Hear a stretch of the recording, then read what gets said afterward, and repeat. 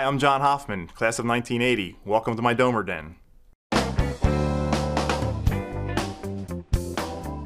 I've got a collection of what we affectionately refer to as the Shrine of Notre Dame memorabilia.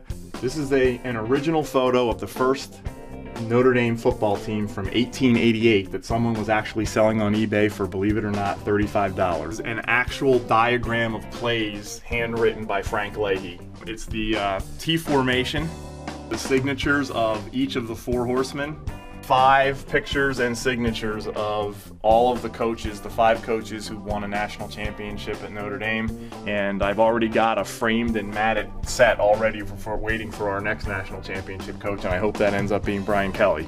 People used to ask me, what's the one thing that you didn't have, and I said it was an autograph from the Gip. And a couple weeks ago I was able to go on the internet and find it at a Goodwill store online, an original signed autograph from the Gipper, so that's one of my prized possessions.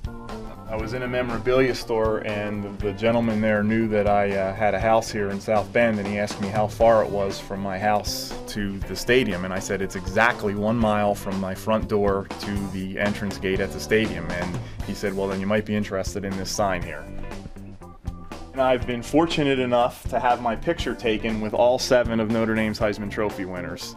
From Angelo Bertelli to Johnny Lujack to Leon Hart to Johnny Latner to Paul Hornung to John Yort and to Tim Brown finally.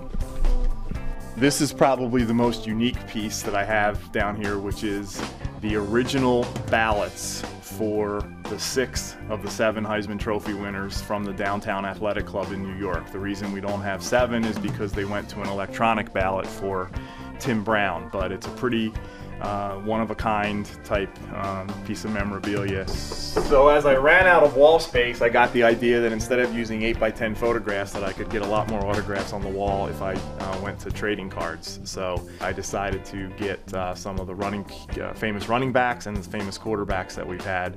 I have about 70 total between the running backs and the quarterbacks.